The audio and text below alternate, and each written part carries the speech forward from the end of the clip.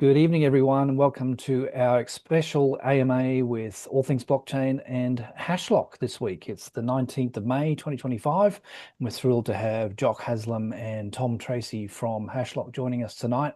My name is Matt Hooper. I'm going to be your moderator for tonight. I'm going to run through a few slides first before we get into getting to know all about Hashlock and their global growth story. Really are an Aussie success story, originally bootstrapped, but they're now taking on the world with, as we're going to hear tonight, they've got staff dotted in different continents around the world, securing blockchain wherever they go. So we're going to run through a few slides first. My name's Matt Hooper. As I said, all things blockchain. We exist to do things like this. We educate and bring the good word of blockchain to the community and anybody who's willing to listen, converts and those to be converted. So we love putting on events like this, and we hold a whole bunch of in-person events, as most of you will know as well. We have run 12 of those, one each month, and sometimes an event every alternate fortnight as well. We're getting quite a full schedule of events coming up, which is quite exciting. None of this happens without a team behind the scenes. There are quite a few of us who work to do the admin and also the legal side, and also just putting on the events themselves takes a fair bit of organising. So we're always grateful for the team that's sitting behind all of this. Tonight, it's all about Hashlock, and it really is an Australian success story founded originally by Jock, who's on the call tonight, and his colleague Fletcher Roberts, who's taking a well-earned family break tonight. And so he's being subbed in with by Tom, who's going to ably represent his new company, I'm sure. But Hashlock, Aussie success story, as I talked about, and also now a medium-term sponsor of ours. We're thrilled to work to the guys. I think it's the second or third year we've worked with you guys. So we're really pleased to have Hashlock on board and continue to build that strong brand that you guys have got. Thanks to all our sponsors. We have around 15 at the moment, and I'm working on a couple more. So we're very appreciative. They help us to put on the in-person events in particular, and also these AMAs dotted throughout the year. We collaborate with a few other organizations such as Evolve Her, OzCryptoCon, and Offchain Global. We're always working to grow the community. You're welcome to follow us on all the socials. We're on Instagram even. We're on LinkedIn, obviously, X, Facebook, you can find us. And we're always looking for people to sign up.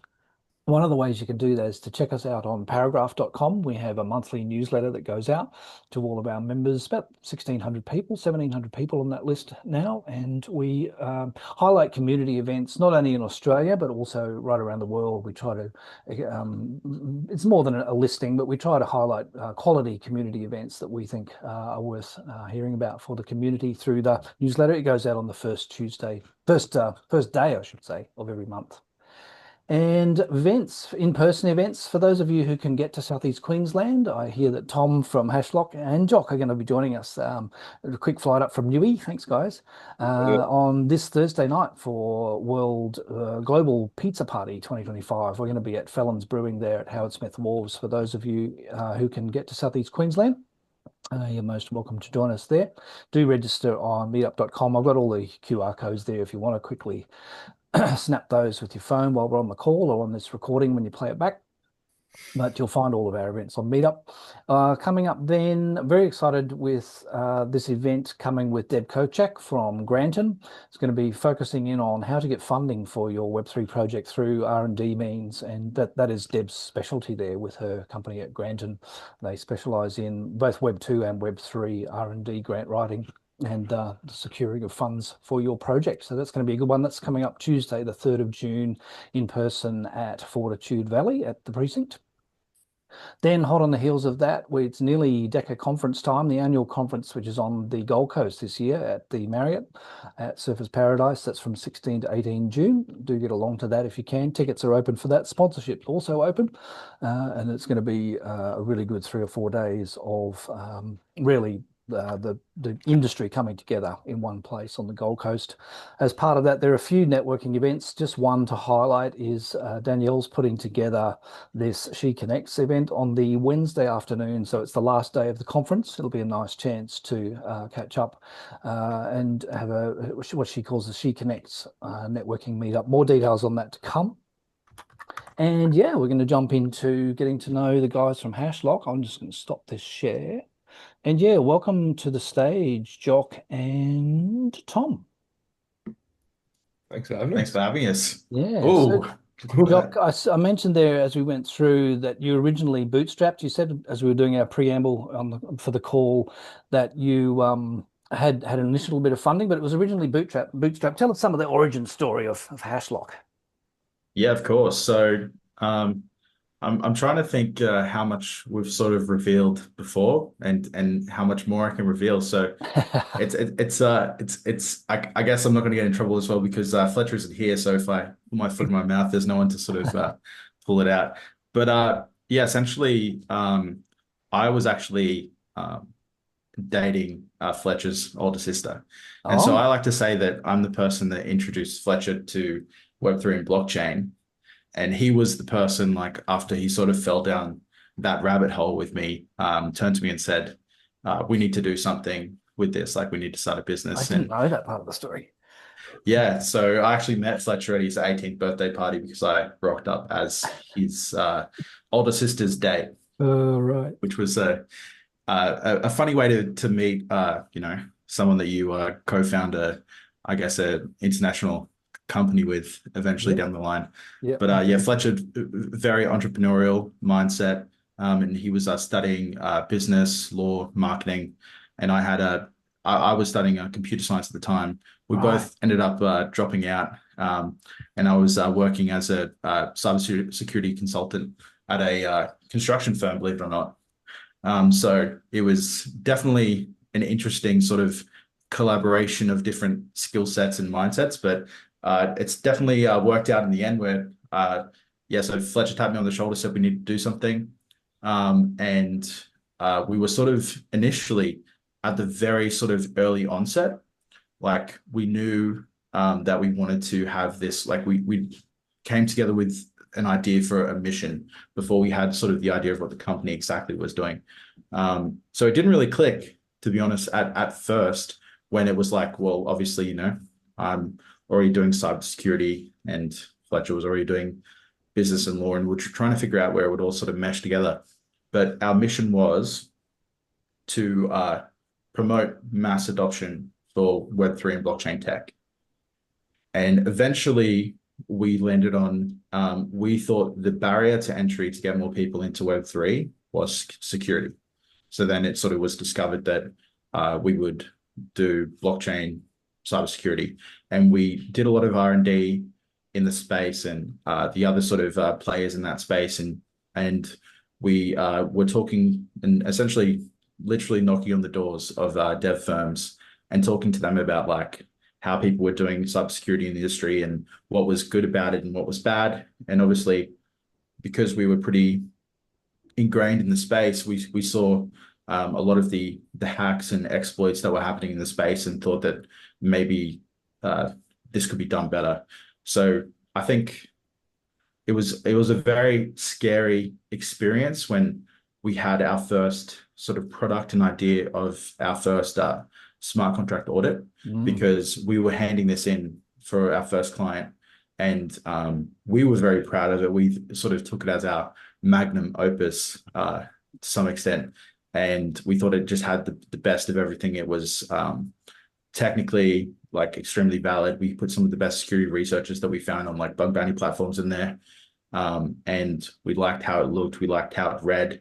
We made sure, and one of our biggest gripes with other firms was that it seemed like the reports were only written in a technical capability, which we understood talking to dev firms that a lot of the sort of project leads that were going out and searching for auditors and smart contract auditing firms to use weren't super technical in the means of like 7 years of Solidity dev experience technical. Like obviously they were pretty versed in the blockchain Web3 space, but reading these vulnerability findings and details and how to fix them could have been written in a different language other than English because it was extremely technical Yeah, it jargon comes to down to how it's understand. presented. Yep. 100%. So we had that idea to make the first half of the report very human readable, and then that could be used as a marketing tool as well as a security tool. And then the second half of the report is very technical, and that's sort of situated that way. So that's for the devs. So we have this first half that's, everyone can read. Second half, it's for the devs. Yeah. And yeah, we handed it in, and we were sort of very nervous and very scared to see how this like massive dev firm would find this report. And their response was, "This is the best report that we've seen so far." So we're like, well, that's good news, and that's what we want to hear. And we weren't expecting that, to be honest, because we didn't expect to nail it on the first go. And from there, Were they it's sort of riddled with been, vulnerabilities? Was it, was like, yeah, there was quite a lot of vulnerabilities, which is oh, always right. good. But yeah, I think that's something that is interesting too. You always find vulnerabilities because people like I don't think we have done a report in our 3 and a bit years now of operation that hasn't discovered at least one high. And high means that you can drain funds from the protocol or platform. So I think because everyone's crunching, everyone's trying to get a product to market, and generally people are building for utility and functionality, and they're not building on purpose to put a vulnerability in there. But that just sort of happens with any sort of innovation of something that's brand new and different. It's a really good point, actually. Yeah, and you mentioned 3 years. There was a LinkedIn post went out today from the Hashlock corporate account to celebrate 3 years of Hashlock, and I believe 7 May was the official day. So congratulations! But from bootstrapped to the world, literally. Just hey, on the business side, we were talking earlier on the call. You got a headcount in the double figures now. Can you break down the roles for us and what various people are doing? And we'll bring Tom in here too. Yeah, of course. So we have myself and Fletcher, who are the co-founders, directors. So at the start, we're definitely doing a lot of overlap. I would say Fletcher and myself used to just hop in a call the entire day, like 7 days a week, pretty much, and just stay in a call and try to do like everything together. But now we've expanded, so we've got a Christopher who's the executive vice president of sales, Kevin project manager, Jamie is a strategic accounts manager.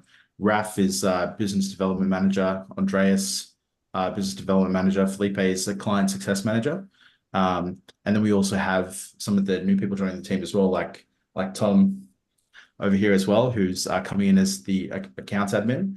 And we also have some more people as well joining us. We have Paula, who's coming in as product manager, and also Cameron, who's coming in as a biz dev.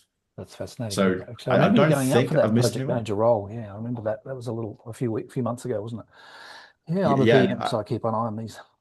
I hope I haven't missed anyone. Yeah, yeah. I don't think so. Is that everyone, Tom? I I think think so. so. I think Yeah, so. Welcome, but Tom. Yeah, Thank do we you. want to jump to Tom or do we want to continue more with the story? Like you said, I think people are relatively familiar with the Hashlock offering. What we were going to talk about before we go to Tom, we were going to talk about something I picked up on as a relatively new addition is that online monitoring tool. Do you want to take us through that, Jock, what the online monitoring tool is all about? Because it says something like it's publicly available or something, but I didn't quite understand whether it's a SaaS license model or what that actually means. yeah, it is. I guess our first sort of SaaS offering because we are always sort of looking into building out new tools, and obviously a lot of the tools that we do build out for internal use. So we looking into like how AI is affecting the security space and building out some cool tools that are automated.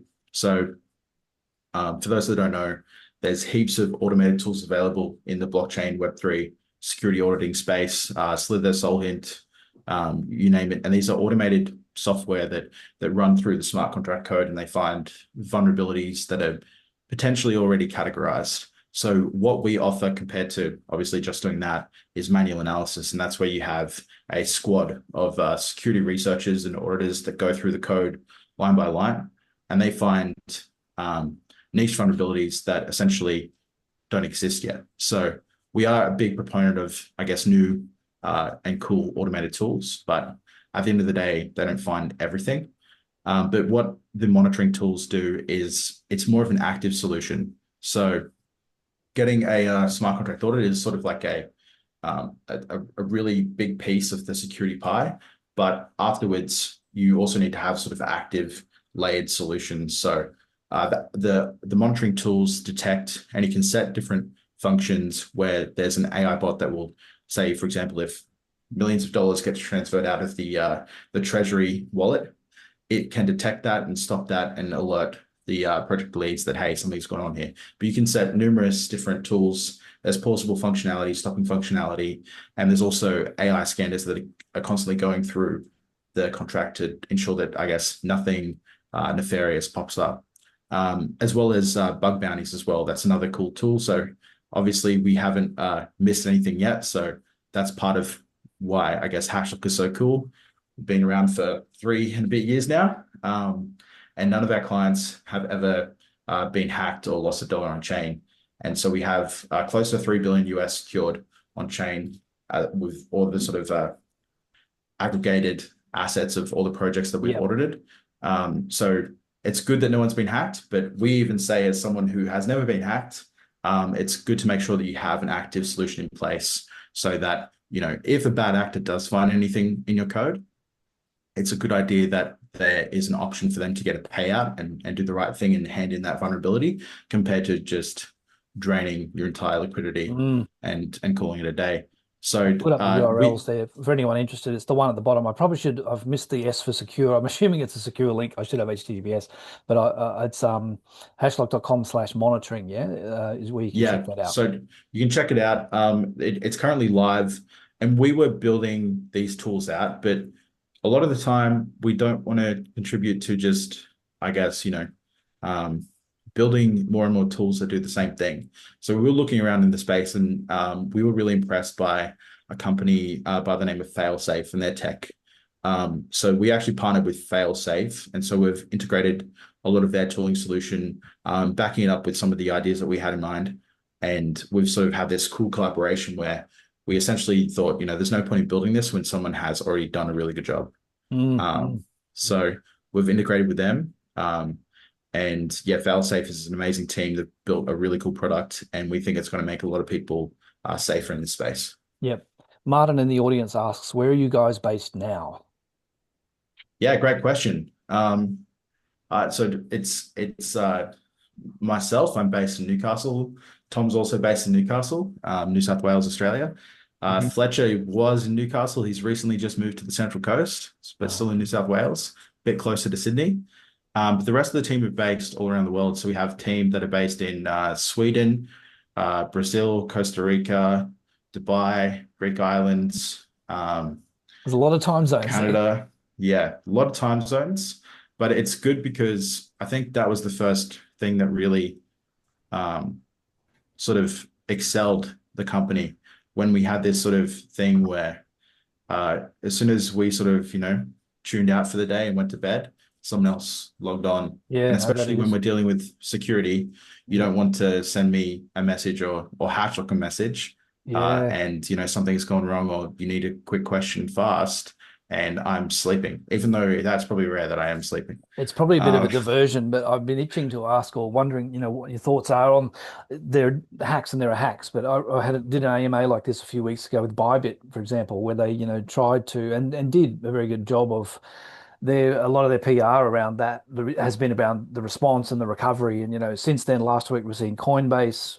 Although each of these are different in their nature, so I don't want to sort of start analyzing or pulling them apart. But just to highlight that I often feel like these things happen out of our time zone. So I'll wake up, in the morning, oh, there's been something gone down, and it often seems to be in another time zone. So yeah, I think 3 a.m. Australian Eastern Standard Time is like the hotspot for right. all Web3 activity. So Hmm. I run a different sort of schedule. I generally do like from 10 a.m. to 2 a.m. 4 days a week. So that's Mm. my and the reason why I do that is because we do have an international team. Yeah. And if I do a regular sort of 9 to 5 day, the hotspot for everyone sort of logging on in the other hemisphere is around 10, 11 p.m.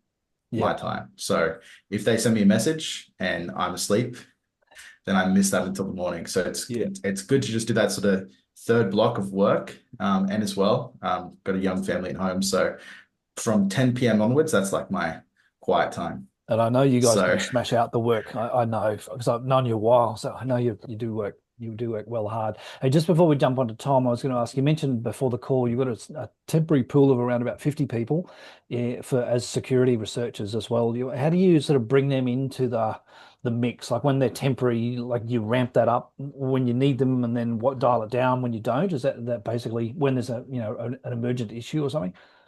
Yeah, well, I think we ran the same sort of model that a lot of firms have initially at the start, and that was we had like a team of purely full-timers in the security researcher space, and because we were bootstrapped and because we were new and emerging in the industry, and there's been plenty of international security firms in this space that are sort of at that multi-billion-dollar valuation. So as soon as we started sort of emerging with a really cool innovative way to do things, it wasn't sustainable to only have that model, because essentially our security researchers were getting hit up and emails that were saying hey, we'll give you this much extra to what Hashlock is offering you. And at the end of the day, loyalty is obviously everyone was super loyal, but we would even saying, hey, that's a big chunk of money. You don't have to say no just because of us. So it was definitely a sort of necessity at the start, but it turned into a better way to do things. So we have still like full-time security researchers, and but we do mainly have that sort of almost there's a similar platform like I think it's called Codehawks, and Codehawks does like almost like a bug bounty platform. So we're a bit of a mix between this decentralized bug bounty platform, internal security researcher firm, and it's a really good mix, works well, and it allows us to have some of the best talent in the space showcased.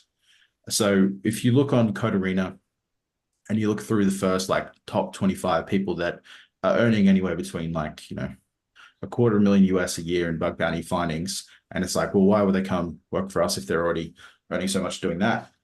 And the reason is because we work on a project basis with those security researchers. So essentially, if you are a security researcher and you're doing bug bounties, you have to do all the work, look through the code, find the vulnerability, submit the vulnerability to the bug bounty platform.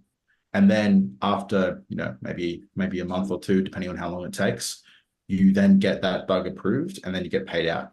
And mind you, it's a decent payout, but if you're looking at doing it from a sustainable, method of Income, employment, yeah, it's a bit difficult. Whereas if you come as a well-vetted security researcher and you work for Hashlock, you're essentially paid up front for the project. Okay, And right. you're paid regardless of your findings. Obviously, we use a lot of the best sort of people in the space, so they always find stuff. But it's a more, I guess, consistent method of employment. And the cool thing is, we get those best security researchers, we bring them into like a firm environment, and it just allows. I think that's what has allowed us to have zero hacks, zero exploits, because we're essentially platforming the best people in the space that are sort of probably more underdog, lone wolf, white hat hackers, which is cool. But Yeah. obviously, they come into us. We run all the DD on them. We run all the KYC. We dox them internally to us, so we know who they are. And they're led with the structure of the firm. And it's the best way to sort of get that best talent that you can. That's fantastic. All of this needs people like accountants, and that brings Tom Tracey in. Tom, you come across from TradFi relatively recently. There's a whole lot of jargon and Web3 speak with which I'm sure you're having to become familiar. But tell us some of the things that have stood out to you. And I know the guys have been taking you on the journey. Tell us about your journey and why Hashlock. Why a Web3 firm? Yeah, so pretty much like you said, I come from a traditional finance background where I actually came from a sheet metal fabrication company. So selling ColourBond roofs now to accounting for cybersecurity. It's definitely a big shift, and it's coming from that brick and mortar to a digital company is quite a shift, and it's been a great opportunity. Not as tangible. Yeah, where the software is the intangible, whereas yeah. Yeah. Accounting is hybrid, like the skill set carries through to any sort of role you take on. But coming into the Web3, I've had to learn not just accounting, but this new process of business and how that's worked. And I haven't come from such a technical background, but with the support of Jock and Fletch, I've been able to really dive into this blockchain and Web3, and it's been great. And I'm learning as I go. And How long's it been? 3 months or something? I know it's only just under a month. Oh, right. So, Wow. Yeah, yeah, it is a big quite learning fresh. curve. Yeah, so we were Yeah, talking pre-call about things like redemptions, payments being received in crypto is one thing. yeah. The use of cold storage as well. You want to talk us through some of those differences in the movement of money, or how funds are coming in and out of the business that you've had to grapple with? Yeah, well, coming from a FPOS machine and a bank transfer, I don't even think the guys, they might have a square. Have you got a square? Like No, we don't no? have a square. No. even cash We're talking coming, one-to-one payments. Yeah. um, yeah, coming to now receiving crypto. It's fascinating. We at Hashlock we only receive the stable coins, so we don't deal in the fluctuations of price or anything like that. So it makes my job much easier. Mm. But the difference between the two is major. It's crazy. You come from a centralized banking system to a decentralized ledger that we use, and we receive it cold. We've got to transfer it to the hot wallet and pull it out ourselves. And it's a different process, and it's been great to learn. Did you know much about crypto before this, or has that been sort of like a baptism of fire even into crypto itself? Like, Oh, I was quite on the edge of it. I knew about it, but I didn't know too much about mm, it. mm. I was the normal person that heard the word crypto and sometimes got scared about it. But Yeah, no, that's yeah, understandable. It's amazing though when you see a whole business being run.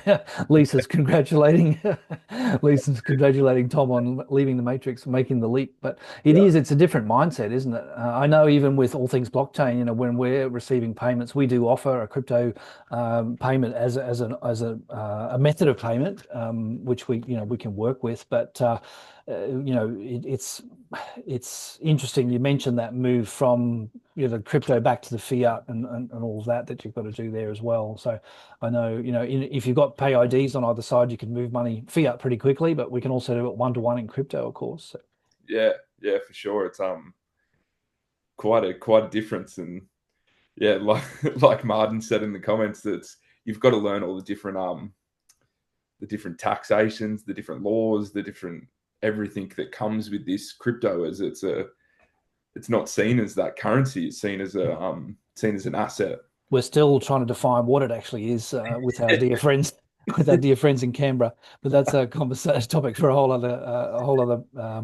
other session. But absolutely, it is that you've got that going on. So yeah, alternative accounting practices. Any other shocks? From going. We talked about I guess the moving from tangible to intangible. Oh yeah, the remote working. Like, how are you finding the remote team and the remote environment?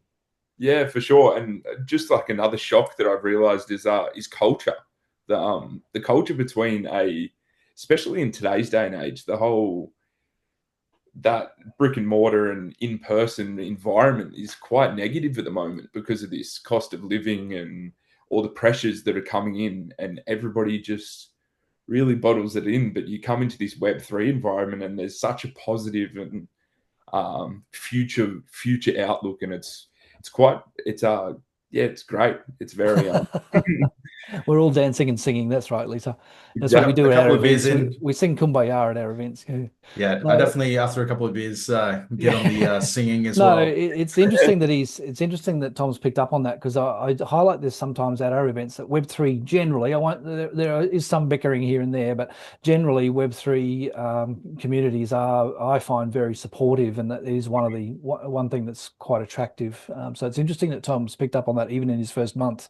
Yeah, everyone at Hashlock has been great. People in the complete different side of the world. Mm. more accepting and supportive of me than somebody who was sitting across the room in Yeah. a quiet It's kind office. of, it does go with the ethos, but it's probably also the company that you're working for. You know, that's part of it, that would filter through to their hiring processes, I would expect. Or it's just, and it's also just a natural gravitational thing where I think that, the Hashlock guys are going to tend to work with those people that can run with that. You mentioned Zoom calls. I know the guys live in video calls. You know, it's like, Yeah, it's just second nature, really. yeah.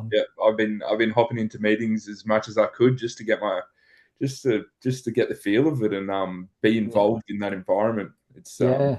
And It's what do you great. see your role as this business grows? I guess the requirements of your role grow as well, potentially. And I guess, it depends, yeah, how you're receiving payments, but potentially you've got cross-jurisdictional things to think about there. If you're paying contractors in the US, you're paying contractors in Dubai, I guess it's already at play. But how do you see your role evolving as the business grows at this early stage, like Yeah, in your definitely. journey? We've definitely had these conversations, me and Jock, and we've sat down and we've just got to get the right systems in place now in the finance background. And if we get that in place now and have that adaptability of those systems to be able to grow as the business grows. So my role is going to be facilitating that change and making sure I can support Jock and the whole team to be able to go out and chase those deals and we can successfully account for it in the back end. Yeah, no, that's great. Look, I'm looking forward to meeting you over beers on Definitely. pizza party on Thursday night. And No, but there's jump in. I'm going to jump to the growth story, the worldwide story. Jock, I know I do learn a lot from reading the LinkedIn posts. I tend to live on LinkedIn because I find out a lot of my Web3 corporate news there. And I know you've got biz devs in North America and also over in Dubai. Do you want to talk us about what's going on there, like how you're picking up clients, what it's looking like in, those different parts of the world?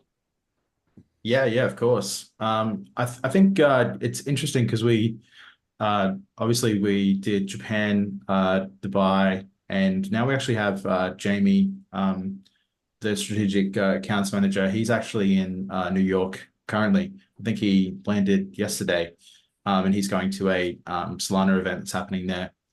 But it seems like a bit like Tom was saying, there's definitely a like a community feel and synergy to everyone in Web3, no matter where you are. But it's interesting. I found like the market in Japan was very Oh yeah, I wanted to ask enterprise about down. this. Yeah, yeah, yeah. Tell us Yeah. about Japan. So it seems like compared to other industries around the world, sorry, other sort of jurisdictions around the world, Japan's very enterprise down. So there was less sort of, I guess, like startups doing crypto projects. It didn't seem like there was like heaps of Web3 devs around. It seemed like there was more sort of corporate and like all these large corporate entities had like a Web3 or Yeah, like so sort of we're talking department in to them. financial institutions in particular, I'm imagining. Yeah, yeah, and like big like I guess like game entities, like video game companies, Yeah.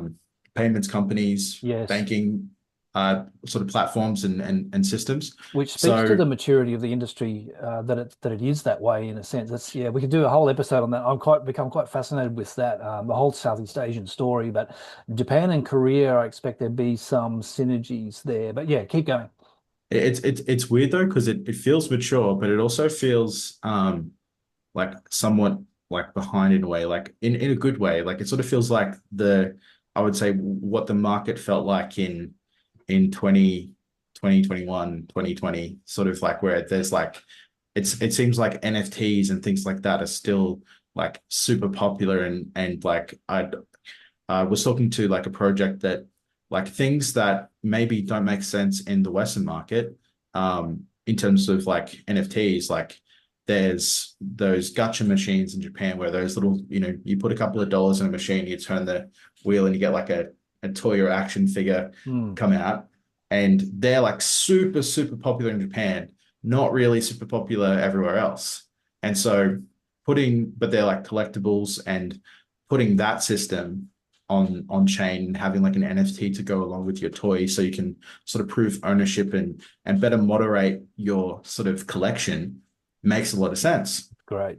And that's sort of like a Web3 blockchain solution that it doesn't really work in the West. So I think, yeah, innovative solutions that are culturally appropriate to different places. I think that's where, yeah, it was really exciting and really groundbreaking.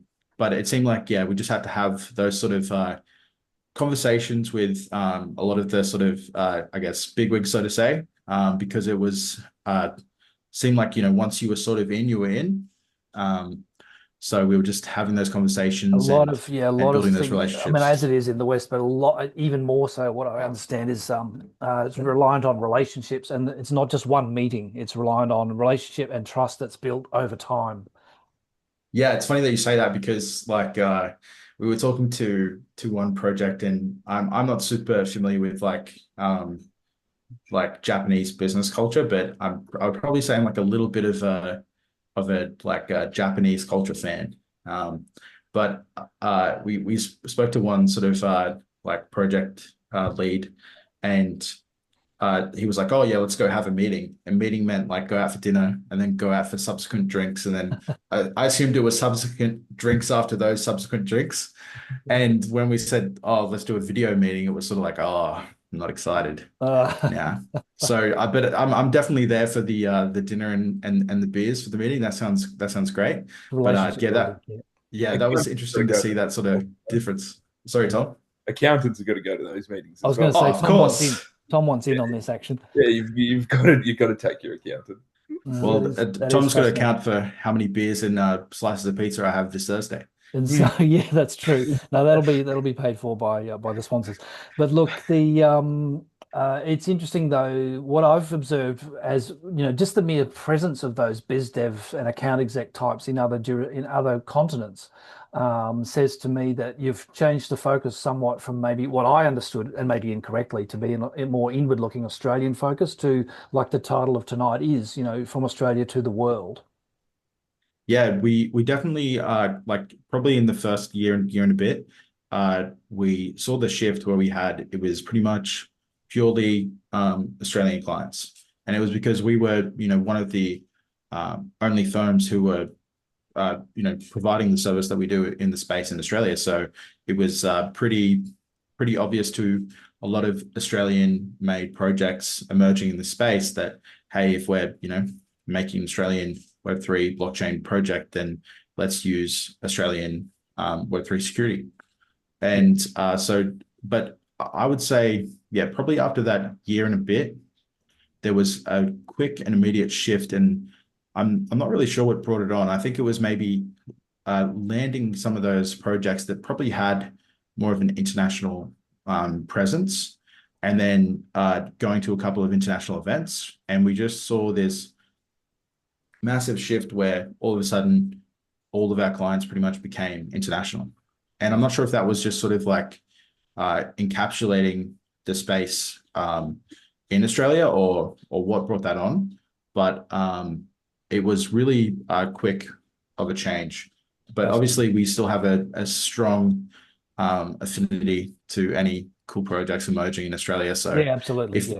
if anyone is building something cool and they haven't spoke to us, then definitely hit us up. Yeah, We it's can. not to say that. No, it's just fascinating. But one of the things you touched on there was the presence at events, and that's obviously it's a fascination for me because I love events and want to get to more conferences. But we in our preparatory call for this call, we talked about how particularly Fletcher and probably yourself to some degree have become quite judicious, I suppose, in the use of your time. I wanted to dive into a bit how you go about sort of pre-planning those events, not just rocking up and expecting something to magically happen. Like, tell us a bit about the targeted approach to networking.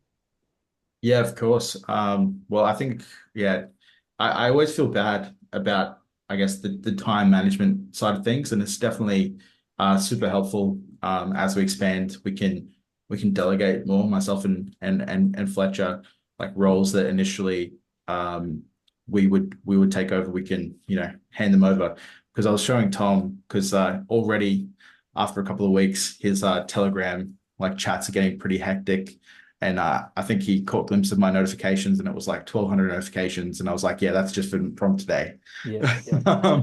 So I would say, yeah, if anyone's not using Telegram folders and you're going through a lot of notifications and chats, definitely use Telegram folders. It's a lifesaver.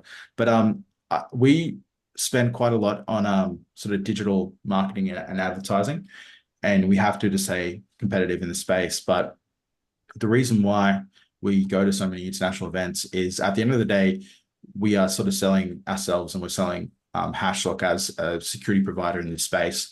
And breaking that down, that is selling trust. And I find that if you're selling trust, it's good that you know who's sort of offering the trust. And so, being in a person sort of boots on the ground, chin wagging and shaking hands seems to be the best approach when it comes to finding really cool clients and getting our name out there. So we ran some data. Obviously, we spend like heaps on marketing and advertising, but in terms of like our clientele, a lot of it comes from in person, and that's that in-person events. And so that's why we try to get as many of our BDs out there as we can, and obviously ourselves attending as much as possible, because even I think trying to think if it was Singapore or Dubai last year. I think either one. But we were at an event, and we were at an event, and there was also one of our like competitors there. And I'll just say like that, like obviously there's plenty of, we say competitors, but there's plenty of collaboration. We're really close to heaps of firms in the space. But I did feel that we had the upper hand being in the same room when it came to sort of talking to people, because myself and Fletcher were there, and it seems like this other competitor, who was quite a large competitor, like, who would you like to talk to? Was a team that are going to be super close to what you're doing, or are you just talking to salespeople that sort of hand you off and then you never sort of speak to them again? So I think, yeah, that sort of in-person ability to attend to new faces is super crucial to what we do. And then that's why, yeah, we just always try to do it. And when I think about it, that's how I'm always disappointed when I don't see you at an event, any event really, because you guys are just always there, it's, and again, this week flying up just, well, not just for beer and pizza, but for a Bitcoin pizza day all the way from Newey. So it definitely does make a difference, even in having said that we're in a very, online only space, but it's nothing like, what's the saying that goes that all business is personal at the end of the day, or, relationship driven. So that's definitely a lot of truth. And just to touch on side events there as well, one of the passions of Danielle and mine is to put on quality events around conferences as well. I know for some of those bigger ones in Singapore and Dubai, there are tens, if not hundreds, of side events. Like, how do you allocate the time? How do you decide what is actually best value for, bang for buck that I'm going to go to? Yeah, that's a really great question. It's always super difficult. Generally, we sort of plan it out like weeks before, which events we feel like are going to be the best value for us. But we were lucky for Token this year in Dubai.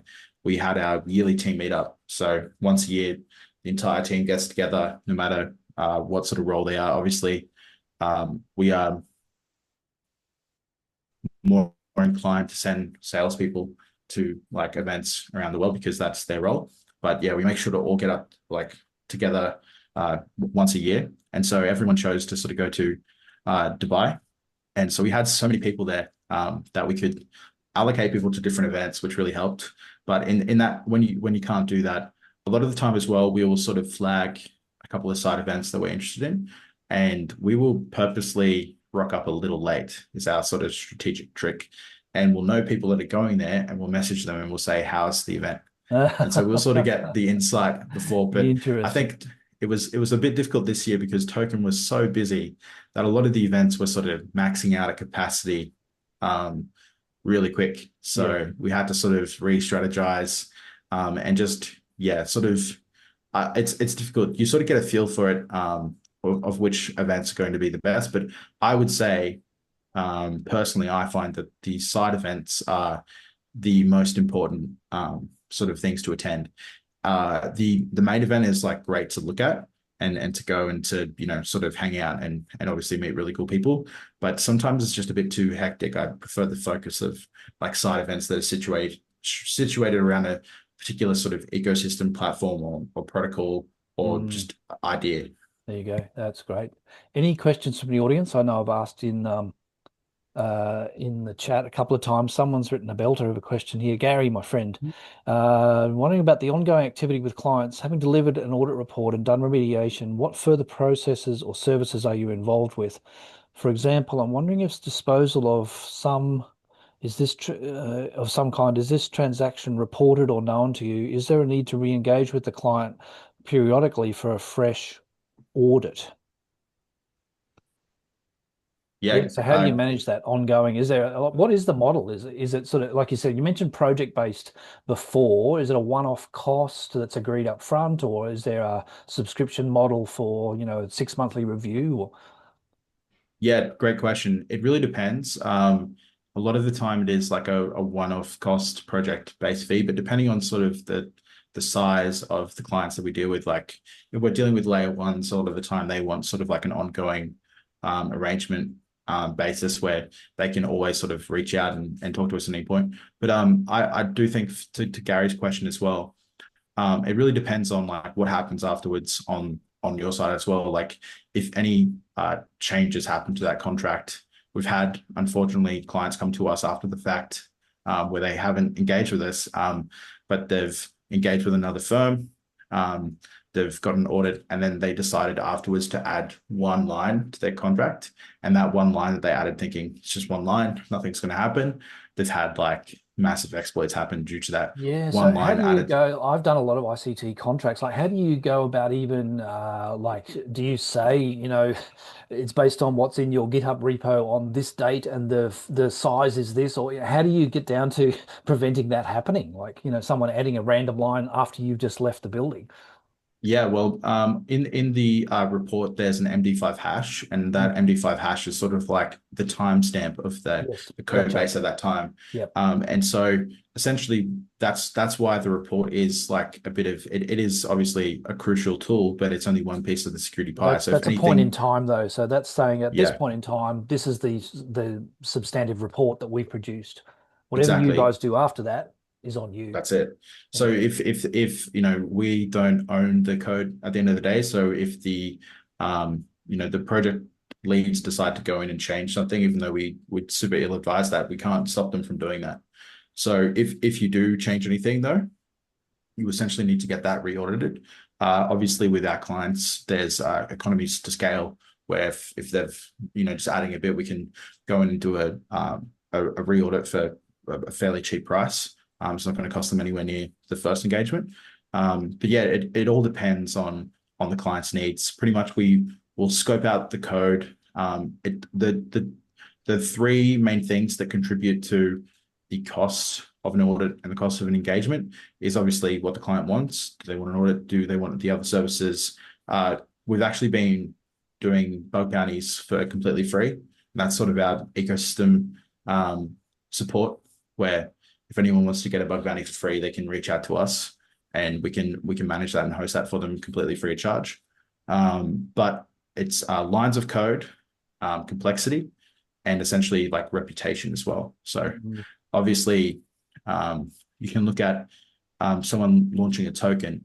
It might be 300 lines of code. It might have complexity, but some of the things to note as well is like the reputational risk of like how much are they looking to put on chain. So obviously you would probably put a lot more eyes on let's say a stake liquidity of a couple of billion compared to a stake liquidity of a couple of thousand. So that's something that we also have to look at too. And that sort of changes the price of things. But generally, considering we're based in Australia and we get to leverage those dollary dues, we can be much more economical than a lot of the other leading firms in the space. Yeah, that's true. Actually, yeah, that's very true. And Martin asks, yes, that's the most verbose question we've ever had, Gary. That's awesome. That was wonderful. Thank you. Gary's a good friend of mine, so I'll tease him. He knows me. Where are the majority of your clients based? Asks Martin. Where do you think your greatest growth opportunities are? That might actually lead into our wrap-up conversation, is the future of Hashlock. Yeah, great question. Well, I would say a lot of our clients are based currently, I would say like quite a large majority are based in the States, it seems. But in all honesty, everywhere. Um, and that's sort of the cool thing about this tech. It's borderless. And so yeah, pretty much all around the world. But I would say as far as the last time that we ran the data, the largest majority was from the United States. And I guess, yeah, growth opportunities. Our main mission is to be the best security firm for Web3 in the world, and that's sort of that's what we're trying to do. So we're trying to grow, of course, like every other company, but it's always been from day one that we're growing, but not at the expense of quality. So I think one of the problems that has led to a lot of exploits and hacks happening in the space is security firms have maybe in the past made the error of trying to scale at the pace of the market. And that has led to maybe a loss in quality in some projects that have been audited by other firms. And that's what's led to exploits and hacks that have happened. But at the end of the day as well, I do want to say, not, quote unquote, shitting on anyone who has, who is, sorry, a security firm who has had hacks or exploits, because even, at the end of the day, these security reports are audited and written by humans, and humans make mistakes. So we just try to put every process, system, software in place to stop that ever happening. And so far we've done that great. But yeah, we can understand why obviously people have had hacks and exploits in the past, but we think it is just part of the sort of the infancy nature of the tech. And as things grow and expand, we're starting to see like more languages that are being like built with security in mind from the start. And so we think that hopefully as AI, as Web3 progresses, there's going to be less and less instances of exploits and hacks in our space. And that's another thing too. I think we were talking recently about like AI tooling and AI security research, and people saying like, is it going to it's going to sort of steal the job of I guess human security researchers. I don't think the debate is man versus machine. I think the debate is man plus machine.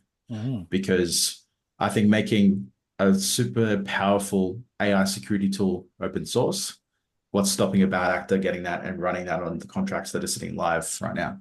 So that just causes more security issues. And those models are only going to be as good as the vulnerability data sets that they aggregated from.